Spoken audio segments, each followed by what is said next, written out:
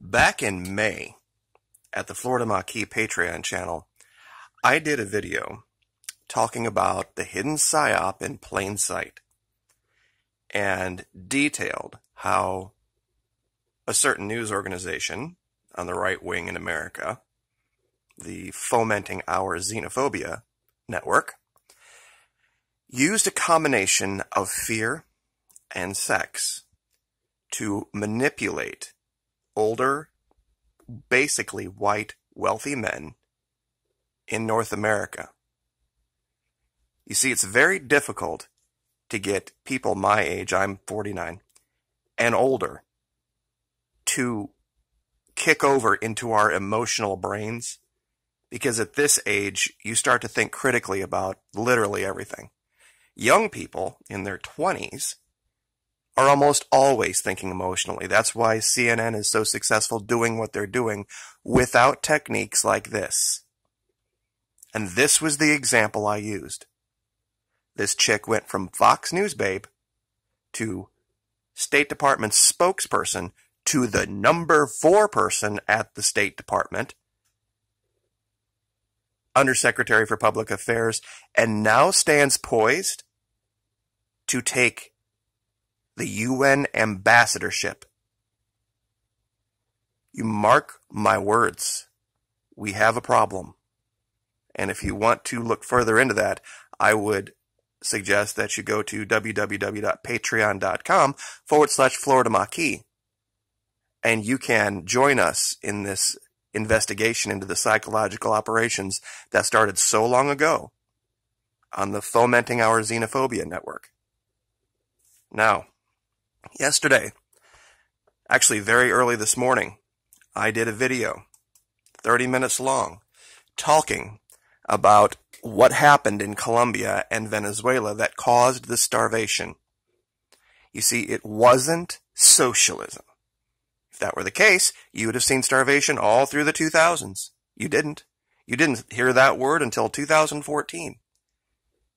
The peace deal happened in Colombia, and these right-wing paramilitaries went into Venezuela, bought up everything in sight that they could, and then went back across the border into Colombia, and then set up black markets, selling these goods at astronomically high prices. Now, if you don't believe me, I want to show you something. We're going to talk about this more, you mark my words. Here's a picture of those black markets. This is what they do. They go in there, when the food arrives, they show up with US dollars, and they buy it up en masse. Load it up as much as they can. Fuel trucks have actually been banned at this point. You can't drive a big tanker fuel truck across the border from Colombia to Venezuela. Venezuela stopped that. But they will load this shit up, and they will take it back across the border. And then when the Venezuelan people have nowhere to go and no place to buy groceries, the only place they can go is Colombia. And these black markets, they don't take US dollars. They don't take Colombian money. They only accept Venezuelan bolivars. Why? Because the goal here, the goal is to remove the currency from Venezuela, the physical currency. This is something Americans do not get. Here in America, North America, we do a lot of our transactions electronically or with cards. We still, of course, use cash for a lot of things, but not like down here.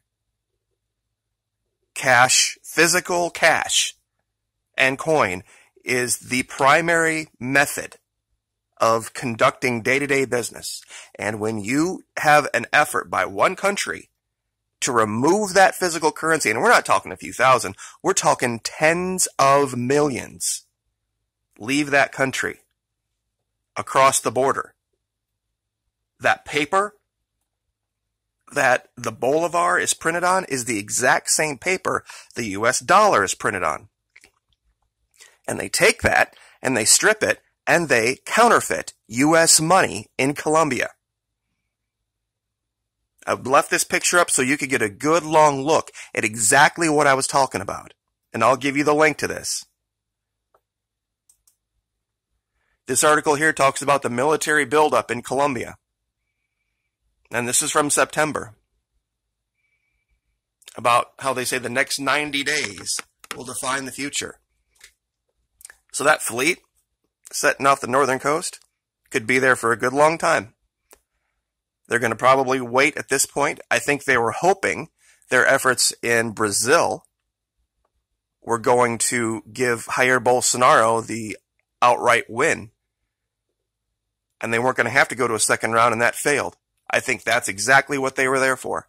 If he won, Bolsonaro was going to get sworn in, and they were going to launch. And if you don't think that's the truth, oh golly, look at this. Army receives donation of 96 armored vehicles from the United States. This is Brazil. The armed forces received this week donation of 96 used armor from the United States Army. They will be modernized and used in national defense. Yeah, sure. Tell me another one. In all, 56 M109 self-propelled howitzers, version A5, and 40 armored M992 remotes, according to the Army. The guns are not tanks. I think everybody here knows what a self-propelled howitzer is. I'm not going to bring up that picture.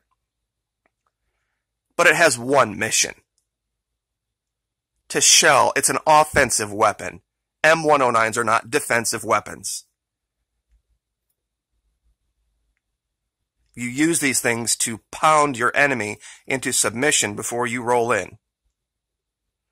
And strangely enough, the Brazilians just got 96 of them.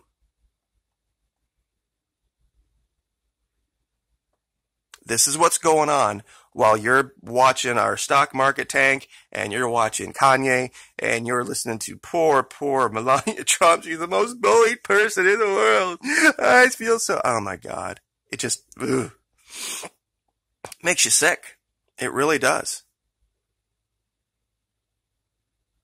We have a leader, and I'm sorry to make this about the leader, but he's got a problem. He has a problem. I mean... I love a beautiful woman as much as the next guy. Don't get me wrong. But Kennedy was not about to make Marilyn Monroe the frickin' UN ambassador.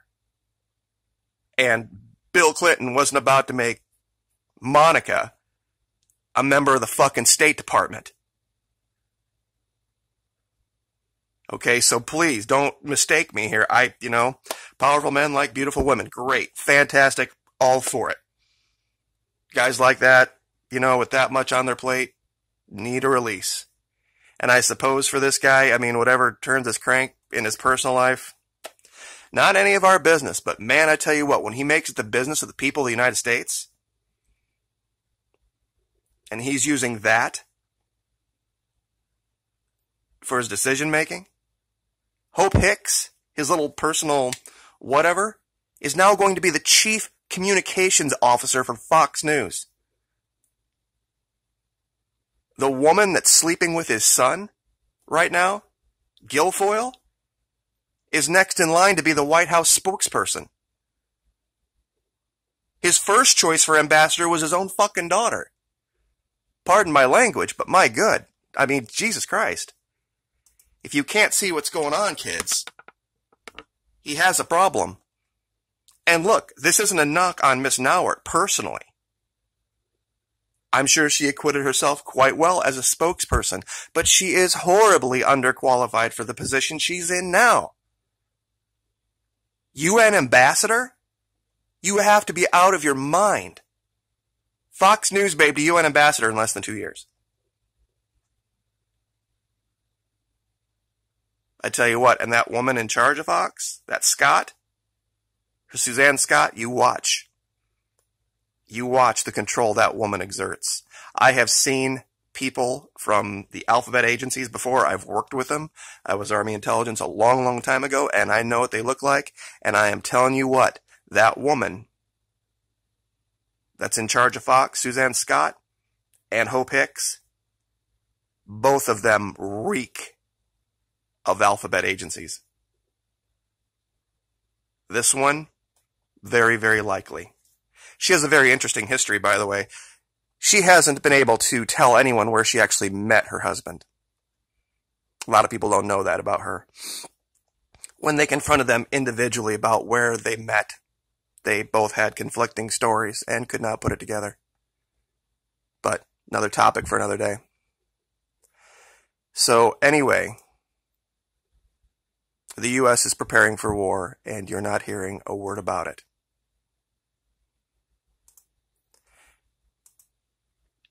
And here's a picture of the reason people are starving in Venezuela. It's not the whole country. It's part of the country, yes. But is it the fault of Nicolas Maduro? Give me a break. The guy's been in charge since 2014. 2018 isn't even over yet. If you're going to blame him for this, you might as well blame our current leader for everything that's wrong in this country. We got starving people here too. Is it his fault? Nope. All sorts of problems, all sorts of different moving parts that cause this shit. But the American people have been victim of a psyop. And that's why we train on correlation causation fallacy. Post hoc ergo propter hoc, meaning two things that happen very close to each other don't necessarily cause each other. One doesn't cause the other. They aren't necessarily related.